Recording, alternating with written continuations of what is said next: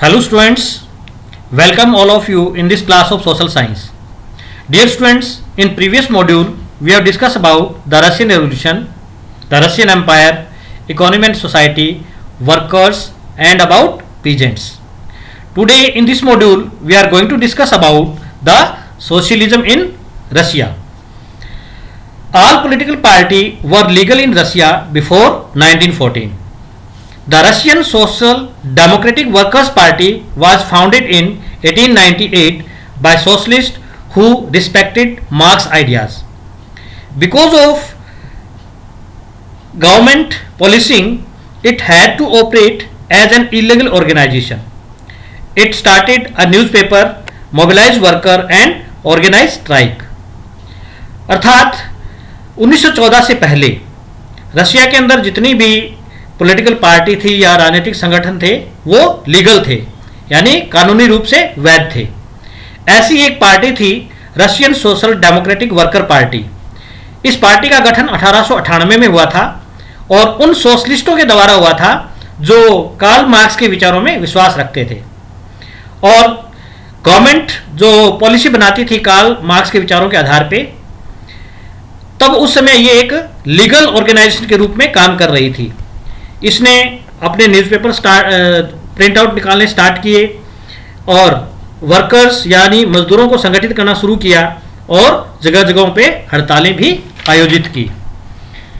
Some Russian socialist recognise that the Russian peasant custom of dividing land periodically made them natural socialist.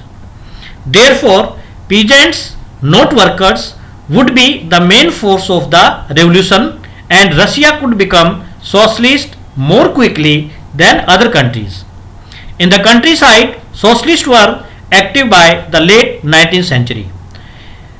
Students, कुछ जो Russia के अंदर socialist ideology के व्यक्ति थे, उनका ये मानना था कि रशिया का जो किसान है वो उनके अंदर लैंड का जो डिवीजन है वो पीरियडिकली होता रहा है और इसी से वो ज़्यादा सोशलिस्ट विचारधाराओं के बन गए हैं या समाजवादी विचारधाराओं के वो बन गए हैं. इसलिए पीजेंट ही क्रांति का मुख्य आधार बन सकते हैं, ना कि मजदूर. क्यों? क्योंकि मजदूर है वो समाजवादी विचारधारा के प्रचारक नहीं है. असली समाजवादी विचारधारा के प्रचारक किसान हैं. तो इस प्रकार रशिया है वो किसान संगठनों के नेतृत्व में अगर क्रांति करे तो रशिया है वो एक सोशलिस्ट स्टेट जल्दी बनेगा. ग्रामीण क्षेत्रों के अंदर जो सोशलिस्ट थे, इस प्रकार के जो किसानों के संगठन जो समाजवादी विचारधाराओं के थे वो 19वीं शताब्दी के अंत तक काफी एक्टिव थे. The socialist party was found in 1900 by the socialist who struggled for peasant right. They demanded that land belonging to the noble be transfer to the peasants. जो सोशलिस्ट यूनिवर्सिटी पार्टी थी जिसका गठन 1900 ईस्वी में हुआ, उन्होंने किसानों के हितों के लिए संघर्ष किया और उन्होंने मांग की कि जो जमीन नोबेल्स के पास है या सामंती लोगों के पास है वो जमीन किसानों को डिस्ट्रीब्यूट की जाए. Social Democrats of home Lenin was one disagreed with socialist revolutionary about peasants. इस प्रकार बहुत सारे सोशल डेमोक्रेट्स थे, उनमें लेनिन भी एक था और समाजवादी विचारकों के इस विचार से वो एग्री नहीं था, यानी किसानों के नेतृत्व में आंदोलन वो नहीं चाहता था. कौन नहीं चाहता था? Lenin. Lenin felt that peasant were not united group as some work as labourer while other were capitalists, so they could not all be a part of socialist movement. Lenin का ये मानना था कि किसान जो हैं, चाहे वो गांव के अंदर रह रहे हैं या शहर के अंदर हैं, वो एक संगठित ग्रुप नहीं है. कुछ किसान तो ऐसे हैं जो मजदूरों के रूप में या लेबरर के रूप में खेतों में काम करते हैं, जबकि कुछ अमीर किसान ऐसे भी हैं जो खुद पूंजीवादी हैं. क्योंकि लेनिन का मानना था कि अधिकांश किसान पूंजीवादी भी हैं, तो इस प्रकार वो सोशलिस्ट मूवमेंट का हिस्सा नहीं बन सकते. The social democratic party was later divided over the strategy of organization. The party split into two wings, the Bolshevik and the Menshevik. बाद में जो सोशल डेमोक्रेटिक पार्टी थी वो ऑर्गेनाइजेशन की स्ट्रेटजी के आधार पर डिवाइड हो गई और ये पार्टी दो भागों में बट गई। पार्टी के जो दो हिस्से बने, एक था बोल्शेविक दल और दूसरा था मेनशेविक दल। ये बोल्शेविक कौन थे और मेनशेविक कौन थे, इनके बारे में हम स्टडी करेंगे। Dear students, let's discuss about Bolshevik. Bolsheviks were the majority group of the workers of Russia. Under the leadership of Vladimir Lenin, they believed in revolutionary methods for bringing about change in the society and the state. After the October Revolution, Russia became a one-party state, that is the Bolshevik Party, which was renamed as the Russian Communist Party, that is Bolshevik. अर्थात Bolshevik जो थे वो मजदूरों का एक majority group था Russia के अंदर, और इसका नेतृत्व किसने किया? व्लादिमीर लेनिन ने। ये जो ग्रुप था ये क्रांतिकारी गतिविधियों में विश्वास रखता था और क्रांति के माध्यम से रशिया के अंदर बदलाव लाना चाहते थे, चेंज लाना चाहते थे। अक्टूबर रेवोल्यूशन के बाद जो रशिया है वन पार्टी या सिंगल पार्टी स्टेट बन गया, और उस समय केवल एक ही पार्टी सक्रिय थी जिसका नाम था बोल्शेविक पार्टी। बाद में इस पार्टी का नाम बदल करके द रशियन कम्युनिस्ट पार्टी कर दिया गया। The Bolshevik were able to bring about a successful revolution in Russia in 1917 and they change the whole structure of Russia and Russian society. The Bolshevik thought that in a repressive society like tsarist Russia the party should be discipline and control the number and quality of its member. Bolshevik लोगों ने या Bolshevik संगठन के लोगों ने 1917 के अंदर एक सक्सेसफुल क्रांति की और उन्होंने पूरे रशिया के ढांचे को, रशिया के समाज को बदल दिया। बोल्शेविक थे वो मानते थे या उनका ये विचार था कि जार के अधीन जो एक तानाशाही रशियन समाज है, ऐसे समाज के अंदर जहाँ पे जार जैसा तानाशाही शासक है, पार्टी को डिसिप्लिन होना चाहिए, और पार्टी अगर डिसिप्लिन होगी तो ही ये अपनी गतिविधियों और अपने मेंबर पे कंट्रोल कर पाएगी ताकि वो आंदोलन को सुचारू रूप से चला सके। Now students, let's discuss about Mensheviks. Menshevik कौन थे? Mensheviks were the minority group of the workers of Russia. They believed in parliamentary methods and participation in election. They thought that the party should be open to all. यानी जो मेनशेविक थे वो Russia के अंदर मजदूरों का माइनॉरिटी ग्रुप था और इनका मानना था कि पार्लियामेंट्री तरीकों से रशिया के अंदर बदलाव लाने चाहिए, इसके लिए इलेक्शन होने चाहिए, और उनका मानना था कि जो पार्टी है वो सभी के लिए ओपन होनी चाहिए, किसी भी प्रकार की कोई रेस्ट्रिक्शन नहीं होनी चाहिए। तो ये जो दो दल थे बोल्शेविक और मेनशेविक, इनकी विचारधाराओं को हमने पढ़ा। Dear students, let's discuss about a turbulent time, the 1905 revolution. In the beginning of the 20th century, Russia was still an autocracy and the Tsar was not subject to parliament. During the revolution of 1905, social democrats and socialist revolutionaries worked with the peasants and workers to demand a constitution. They were supported in the empire by nationalists and in Muslim dominated areas by Jihadists who wanted modernized Islam to lead their society. Students, 20वीं शताब्दी की शुरुआत के अंदर Russia अभी भी एक तानाशाही देश था और जार इस पे शासन कर रहा था। जार है या जार की शक्तियां हैं वो पार्लियामेंट के अधीन नहीं थी, यानी जार निष्पक्ष रूप से शासन चला रहा था और किसी का हस्तक्षेप वो नहीं सहन कर रहा था। 1905 के अंदर जो क्रांति हुई उसमें जो सोशल डेमोक्रेट्स थे और सोशलिस्ट रेवोल्यूशनरीज थे, इन्होंने मिलकर के काम किया। इन्होंने किसानों और मजदूरों का साथ लिया और साथ मिलकर के इन्होंने एक संविधान या कॉन्स्टिट्यूशन की डिमांड की।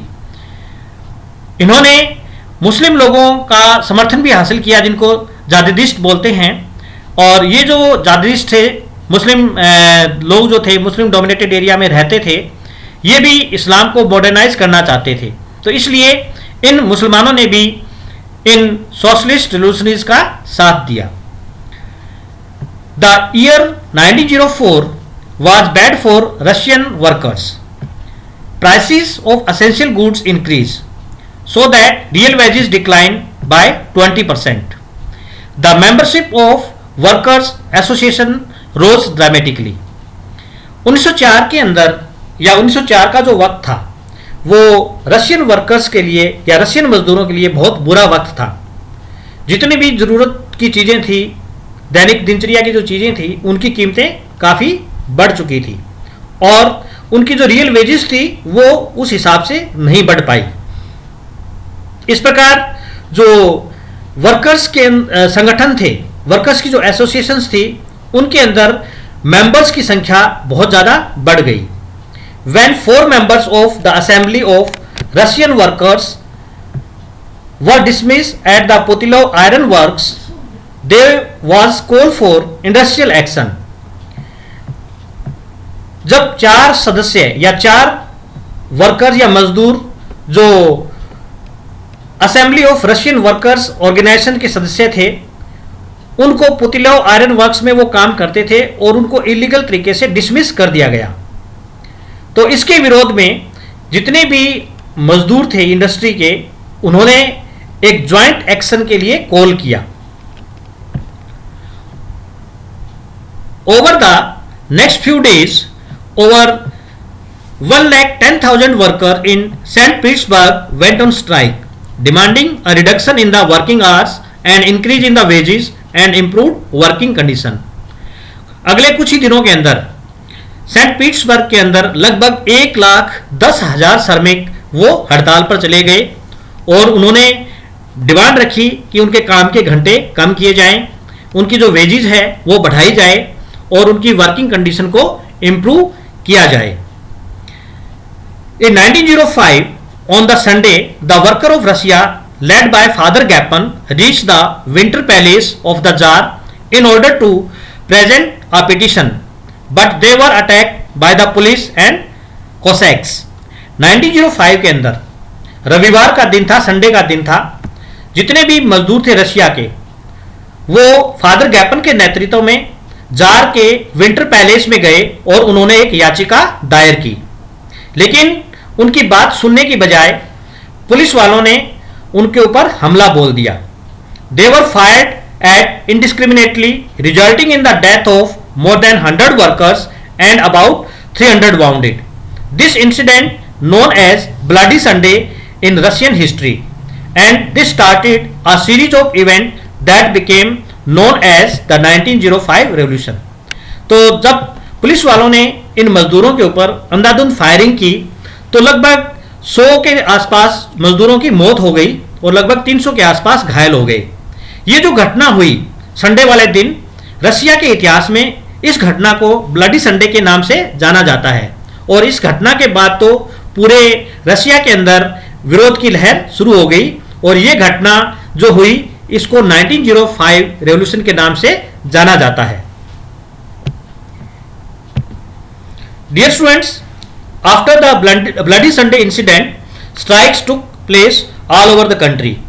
Universities closed down when student bodies stacked walkout complaining about the lack of civil liberties. Doctors, lawyers, engineers and the middle class workers established the Union of Union and demanded a constituent assembly.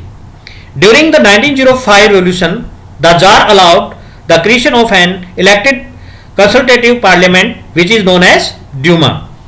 For a brief while during the revolution, there existed a large number of trade union and factory committee made up of factory workers.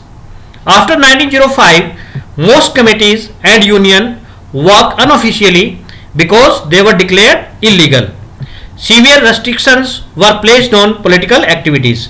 यानी bloody Sunday incident के बाद विद्यार्थियों ने universities और colleges का बहिष्कार कर दिया।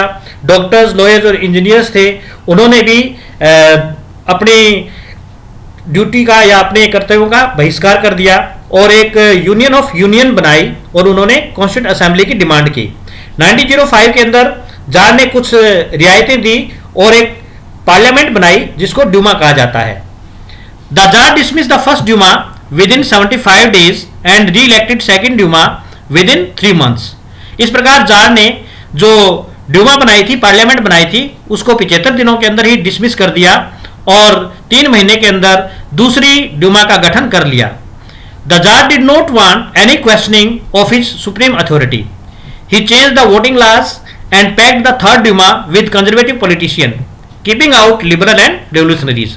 जार चाहता था कि उसकी सत्ता को कोई चुनौती ना दे, इसलिए उसने वोटिंग पैटर्न भी बदल दिया और ड्यूमा के अंदर कंजर्वेटिव पॉलिटिशियन को भर दिया और लिबरल और रिवोल्यूशनरीज को अलग रखा ताकि उसका कोई विरोध ना कर सके। So dear students, in this module we have studied about the Russian revolution and bloody Sunday incident. Thank you.